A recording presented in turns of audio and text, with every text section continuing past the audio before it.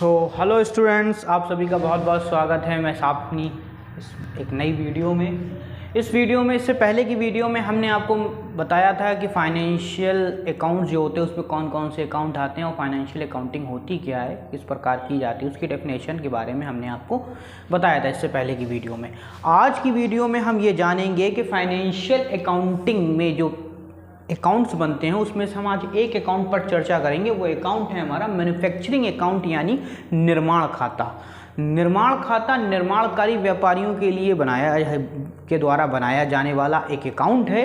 इस अकाउंट के हम डेबिट पक्ष में और क्रेडिट पक्ष में आने वाली सभी मदों के बारे में जानेंगे कि डेबिट में क्या चीज़ लिखी जाती है, क्रेडिट में क्या चीज़ लिखी जाती है। इसके बारे में हमने ये पूरा एक प्रोफार्मा आपके सामने बनाकर तैयार कर दिया है। इस प्रोफार्मा को हम समझेंगे कि कहाँ पर डेबिट में क्या लिखना है और क्रेडिट में क्या लिखना है। तो आइए शुरू करते हैं। सबसे पहले देखो, किसी भी अकाउंट में सबसे पहले जिसकी ज़रूरत होती है वो होती है हमारा ओपनिंग स्टॉक। क्या होता है वो हमारा ओपनिंग स्टॉक?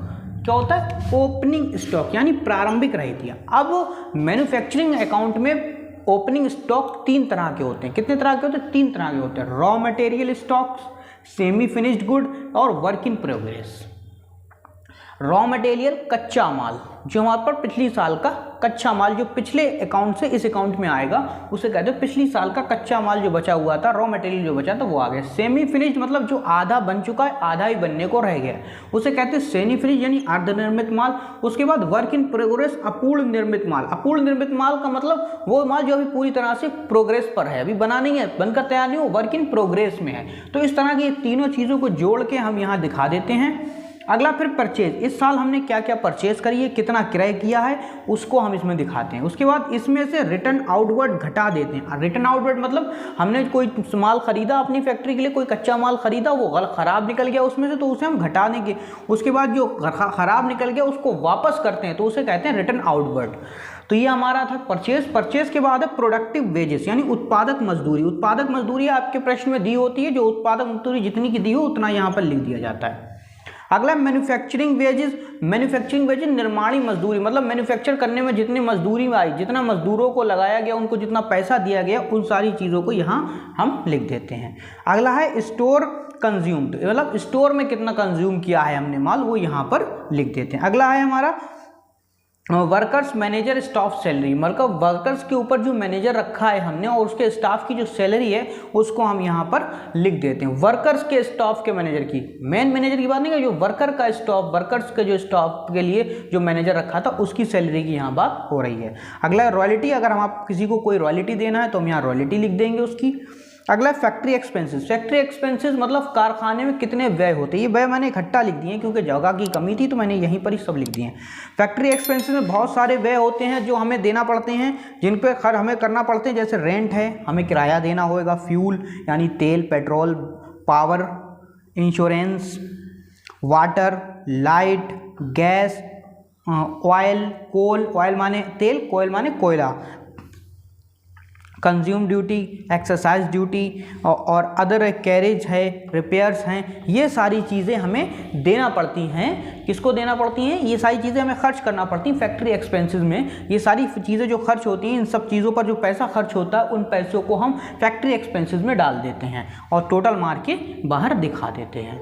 मतलब फैक्ट्री एक्सपेंसेस में इतनी सारी चीज़ें आती हैं, मतलब फैक्ट्री के अंदर रहकर कितना एक्सपेंसेस करते हैं, किस किस चीज़ों पर हम एक्सपेंसेस कर रहे हैं, किस किस चीज़ों को खर्च कर रहे हैं, वो यहाँ पर दिखाया जाता है। उसके बाद आ जाता है आपका डेप्रिसिएशन यानी ह्रास। ह्रास हमारा तीन जगह लगाया जाता है, मशीन पर लगाया जाएगा, फैक्ट्री या बिल्डिंग पर भी लगाया जाएगा ह्रास को। उसके बाद आता है मेंटेनेंस, मतलब हम जिस कमरे में रह रहे हैं या जिस फैक्ट्री में हम अपना काम कर रहे हैं उस फैक्ट्री में के मेंटेनेंस में, रख रखाव में कितना खर्च आया पूरी साल में, वो हम यहाँ पर डालकर इसका टोटल मार देते हैं।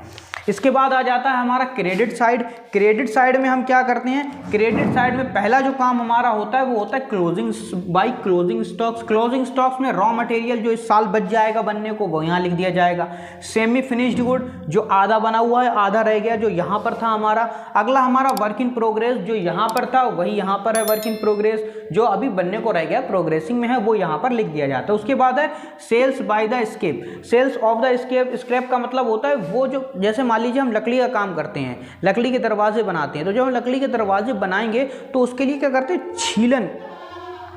छीलन निकलती है उसकी, है ना, जब हम बड़े उसके ऊपर मशीन चलाते हैं तो उसकी छीलन निकलती है, तो वो छीलन अगर जो बिक जाए उसके विक्रय से जो पैसा प्राप्त होता है वो यहाँ लिखते हैं। उसके बाद आ जाता है cost of finish good. Cost of finish good total निकल कर हमारे पास आ जाता है, जिसको हम ट्रांसफर टू ट्रेडिंग अकाउंट यानी ट्रेडिंग अकाउंट में ट्रांसफर कर देते हैं। तो ये हमारा पूरा प्रोफार्मा था जो मैंने आपको बताया मेंटेनेंस अकाउंट का, सॉरी मैन्युफैक्चरिंग अकाउंट का ये पूरा फॉर्मूला था जो मैंने आपको बताया। ऊपर लिखना पड़ता है आपको मैन्युफैक्चरिंग अकाउंट, उसके बाद फॉर द ईयर एंडिंग लिखना पड़ता है। इस तरह से पूरा काम हमें करना पड़ता है और इसका टोटल निकालना पड़ता है।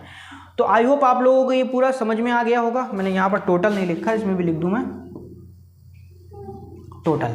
तो इस तरह से पूरा आपको ये समझ में आ गया होगा किस तरह से ये काम करते हैं। और इसके बाद भी अगर इसमें कोई प्रॉब्लम है तो आप हमसे कांटेक्ट करके इसकी पूरा सोल्यूशन हमसे प्राप्त कर सकते हैं, इसके क्वेश्चंस की वीडियो हमसे प्राप्त कर सकते हैं। सो आई होप आपको ये पूरा समझ में आया होगा। तो मिलते हैं अगली वीडियो में ट्रेडिंग अकाउंट के साथ। अगली वीडियो में हम आपको ट्रेडिंग अकाउंट के बारे में बताएंगे, ट्रेडिंग अकाउंट क्या होता है। थैंक यू वेरी मच, मिलते हैं अगली वीडियो में।